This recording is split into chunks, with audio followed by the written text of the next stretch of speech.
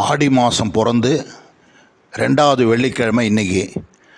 இந்த வெள்ளிக்கிழமைகளில் விரதம் இருக்கிறது, அம்மனுக்கு பொங்கல் வைக்கிறது, கூழ் ஊற்றுறது, இதெல்லாம் பண்ணால் என்ன பலன் கிடைக்கிறது, இந்த பூஜைகளை எப்படி பண்ணணும் அப்படின்றது தான் இந்த பதிவில் பார்க்க போகிறோம்.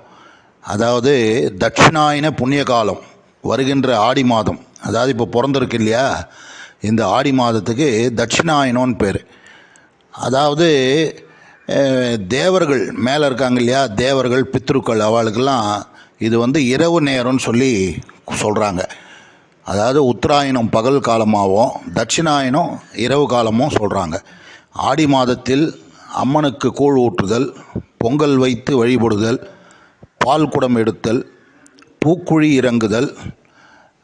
இறங்குதல்னால் தீ மிதித்தல் போன்ற பல்வேறு சிறப்பு நிகழ்ச்சிகள் தமிழகம் முழுவதும் நடைபெறும்.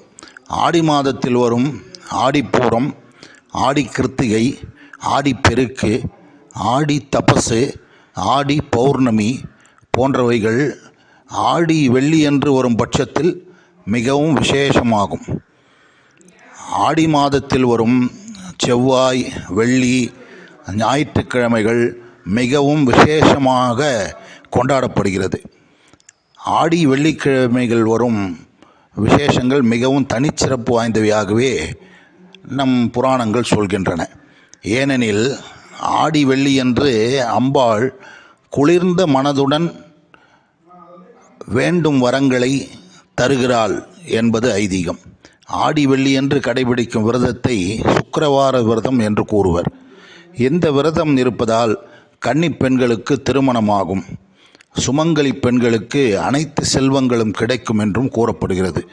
இந்த நாளில் அம்மனை எலுமிச்சம்பழம், குங்குமம் கொண்டு வழிபட பெண்களின் மாங்கல்ய பலம் அதிகரிக்கும் என்பது ஐதீகம்.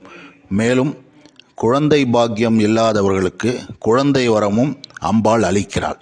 அதனால்தான் ஆடி மாதத்தில் வரும் அனைத்து வெள்ளிக்கிழமைகளிலும் அம்மன் கோயில்களில் பெண்கள் மட்டுமல்லாது ஆண்களும் சென்று வழிபடுகின்றனர். குறிப்பாக ஆடி மாத வெள்ளிக்கிழமைகளில் வரலட்சுமி நோன்பு மிகவும் பெண்கள் சேர்ந்து விமர்சையாக கொண்டாடப்படும். இந்த நோன்பு தீர்க்க சுமங்கலியாக இருக்க வேண்டும் என்பதற்காக இந்த நோன்பு கொண்டாடப்படுகிறது. மேலும் நோய் நொடியின்றி உடல் ஆரோக்கியத்துடன் சகல சௌபாக்கியத்துடன் ஐஸ்வர்யங்களுடன் பெற்று வாழ, பெருவாழ்வு வாழ இந்த ஆடி வெள்ளி மிகவும் நம் வாழ்வில் ஒரு முக்கிய பங்கு வகுக்கிறது.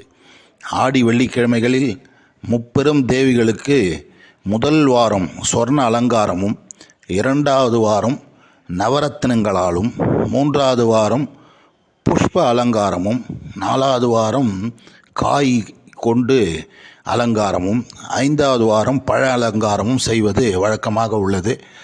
இப்பேற்பட்ட மகிமை வாய்ந்த இந்த 2வது வெள்ளிக்கிழமைகளில் நாம் அனைவரும் விரதம் இருப்போம், அம்மனின் பாதம் பிடிப்போம். நமக்கு நோய் நொடியின்றி அனைத்து ஐஸ்வர்யங்களையும் கிடைக்க இந்த நேரத்திலே பிரார்த்தித்துக் கொள்வோம். நன்றி, வணக்கம்.